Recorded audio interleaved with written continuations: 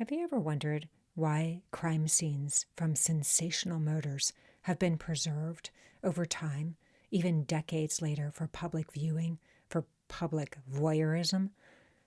I have. Specifically, I wondered why Elizabeth Short's Black Dahlia locations were preserved. I mean, true, she became a myth, not just a victim. The press dubbed her the Black Dahlia, evoking noir mystique and exoticism, cinematic death. I mean, she became the Marilyn Monroe of murder, an enigma posed like art, her mutilation almost too stylized to seem real. Welcome to Crime Stands Still. I'm your host, Carrie Drobin, and this is a deep dive into how constructed identity transformed ordinary places, like the Biltmore Hotel or Norton Avenue, into modern relics of American horror folklore. Elizabeth Short died at the perfect moment. Her body discovered in January 1947, the peak of post-war film noir. The city was flooded with dark cinema. The Blue Dahlia, Double Indemnity, The Postman Always Rings Twice. And let's face it, Elizabeth Short looked the part.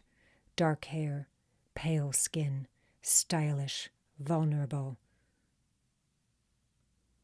Her death became a kind of mirror for Los Angeles' own corrupt soul, an allegory for what the city did to women who came chasing dreams. Her locations were already cultural landmarks. The Biltmore Hotel was a glamorous icon. The Sowden House, where suspect George Hodel lived, was a landmark designed by Lord Wright. The Leimert Park neighborhood was on the cusp of development and media visibility. Because these sites already had cultural or architectural weight, the Black Dahlia's case piggybacked on their preservation, and over time they became part of true crime pilgrimage routes. Compare that to Jean French, who was also murdered around the time of the Black Dahlia. Her body was found in a construction site in West LA. No hotel, no mansion, no legacy architecture, just a dirt lot. Developers built over it without fanfare. But Elizabeth's murder wasn't solved, and that preserved it. The endless mystery of the Black Dahlia case kept it in the public's imagination. Was it George Hodel? Was it a surgeon, a jealous lover, a cop? Her case became a perpetual puzzle. In Los Angeles, nothing is preserved like an unsolved script. Jean French's murder was unsolved too, but it lacked the same narrative momentum. No suspect emerged who captured the public's imagination. No media myth kept it alive. Jean French was forgotten because she was real. She wasn't mythologized. She wasn't exoticized. She was a middle-aged woman, a former nurse, a single mom who got in a fight, went home alone, and was found in a dirt lot with lipstick scrawled across her body. She was horrifyingly human. And Los Angeles, a city addicted to illusion, had no appetite for that. They say that Los Angeles is a city that reinvents itself every decade. But in the right light, the past leaks through. And today, the trail that Elizabeth Short took, the woman the press called the Black Dahlia, places her front row center. The places she walked, the places she waited, the place she died. The landmarks frozen in time, not as shrines, but as warnings. The Biltmore Hotel, located at that time on 506 South Grand Avenue in downtown Los Angeles, now still operates as a luxury hotel. On January 9, 1947, Elizabeth Short was dropped off at the Biltmore by a man named Robert Red Manley. She said she was meeting her sister. She never did. Bellhops remembered her sitting alone in the lobby for hours, dressed in a tailored black suit, her dark curls framing a pale, hopeful face. It was the last confirmed sighting of her alive. Now the Biltmore remains largely unchanged. Its ornate ceilings, red-carpeted lobby, and Spanish-Italian facade still hold secrets. Some guests swear it's haunted. Others simply stop at the photo display on the mezzanine, Elizabeth's face among the stars and ghosts. The Biltmore is a historic landmark, part of LA's golden age of architecture and cinema, but it's also the backdrop to one of the most haunting disappearances in American history. The house of George Hodel, which was located then on 5121st Franklin Avenue in Los Feliz. It's now known as the Sowden House.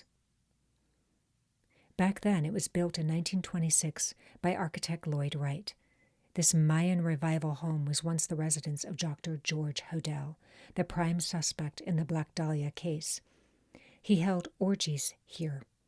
He was investigated for incest, and according to his own son, may have killed Elizabeth Short in the basement, surgically dismembering her using medical tools. Now, the house has been restored and rented for photo shoots, films, and events.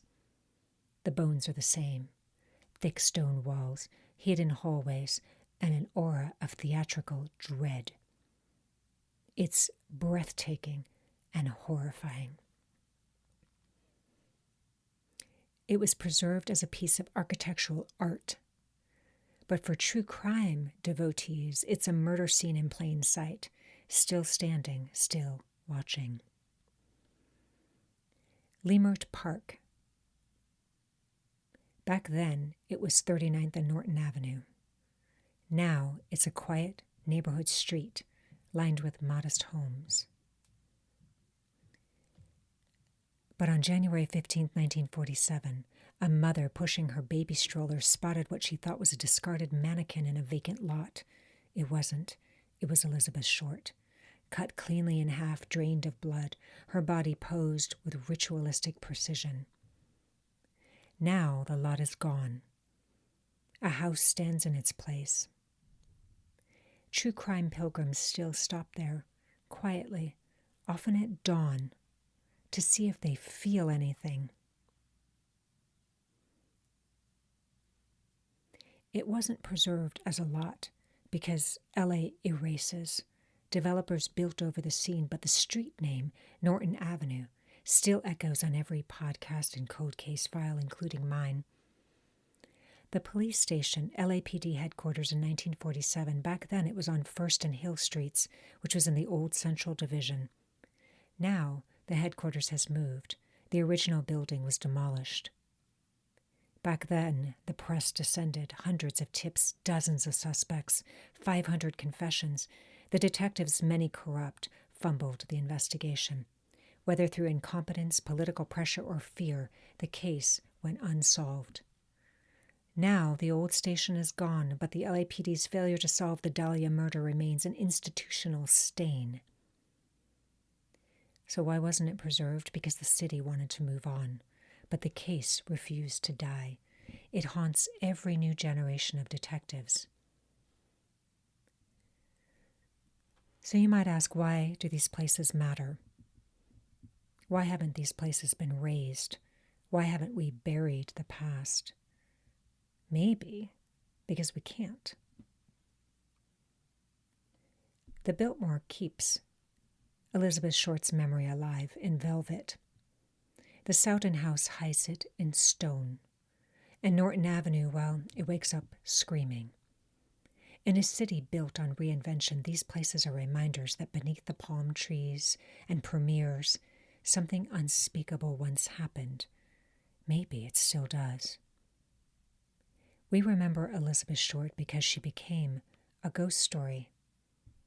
We forget Jean French because she stayed too human. One became a legend, the other became landfill. And maybe that tells us more about ourselves than it does about their killers. I'd be interested to know your thoughts. If you've taken a pilgrimage to these famous crime sites, what did you feel when you stood there? Do you agree that these places should be preserved, or should they be razed? Should they be eviscerated? I happen to think they should be preserved, because for victims, crime stands still. Thanks for listening. If you liked what you heard in this episode, please like, share, and subscribe to my channel. It helps me grow. And if you're interested in doing a deep dive into the psychology of killers, their psychopathy, and how profiles are made, check out my book, Surviving a Psychopath, In Court, in Life, and in Love, available on Amazon and anywhere where books are sold.